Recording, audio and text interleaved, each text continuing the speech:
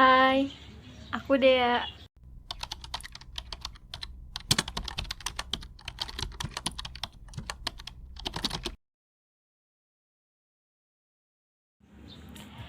Kalian pernah dengar nggak pernyataan-pernyataan yang beredar di masyarakat terhadap perempuan? Kayak ada yang bilang kalau perempuan itu nggak usah sekolah tinggi-tinggi, toh nantinya bakal balik ke dapur juga. Atau ada juga pernyataan yang bilang kalau perempuan itu baperan dan gak cocok jadi pemimpin. Terus ada juga yang bilang kalau perempuan tuh nggak usah hebat-hebat, nanti takut susah dapet jodoh. Nah, stigma tersebut biasanya masih santer terdengar loh di kalangan masyarakat bahkan hingga saat ini.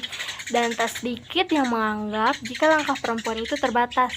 Contohnya aja waktu mau di Ayunda wisuda magister, ada loh yang komen katanya buat apa mau di sekolah tinggi-tinggi kalau nantinya bakal jadi ibu rumah tangga karena dinikahin pengusaha kaya raya.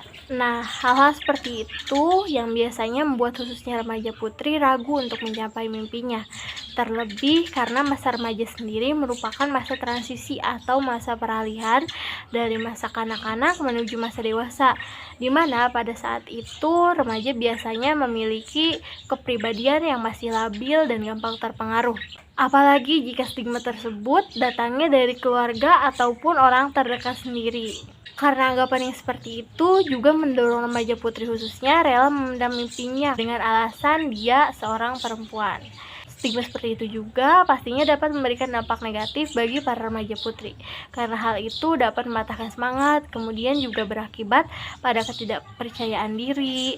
Bahkan tak jarang remaja yang justru menyerah dan langsung mengambil keputusan keliru seperti putus sekolah, memilih untuk menikah dini, dan lain-lain. Apalagi ketika ada orang yang mengaitkan stigma tersebut dengan agama, yang pastinya para remaja putri khususnya semakin pesimis akan mimpinya. Nah, jika berkaitan dengan agama, terkhusus agama Islam, sudah dijelaskan dalam Quran Surah Ali Imran ayat 195 bahwa perempuan dan laki-laki itu memiliki kedudukan yang sama di mata Allah, yang membedakan hanyalah keimanan dan ketakwaannya. Bahkan dalam Quran Surah Al-Jumu'ah ayat 10 ditegaskan juga bahwa kewajiban untuk berkarir berlaku bukan hanya untuk laki-laki, tetapi juga untuk perempuan. Menurut Niharja PhD dalam artikelnya yang berjudul Muslimah dan Karir, dinyatakan bahwa dalam ajaran agama Islam, perempuan memiliki hak yang meliputi hak kemanusiaan, ekonomi, sosial, dan konstitusi. Di antara hak-hak kemanusiaan antara lain hak hidup, hak mendapat kemuliaan, hak kesetaraan dengan laki-laki, dan hak mengemukakan pendapat dan musyawarah. Hak-hak ekonomi perempuan meliputi hak kepemilikan dan pengelolaan. Islam memberikan kebebasan terhadap perempuan dalam pengelolaan dan urusannya dalam harta, perdagangan, jual beli, persewaan, perserikatan, dan sebagainya. Perempuan juga diperbolehkan untuk menetapkan mahar yang akan diterima dari calon suaminya. Hak-hak sosial mereka antara lain mendapatkan perlakuan baik, memilih suami, mendapat nafkah, mendapat warisan, mendapat mahar, meminta cerai, mendapat pendidikan dan pengajaran, dan beraktivitas. Adapun hak konstitusi meliputi bidang politik dan hukum.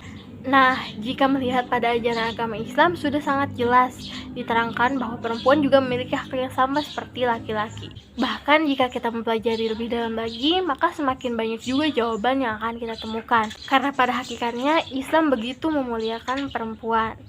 Bahkan dalam sejarah Islam sendiri banyak ditemukan perempuan hebat seperti Sayyidah Khadijah radhiyallahu anha sebagai seorang saudagar paling sukses pada masanya.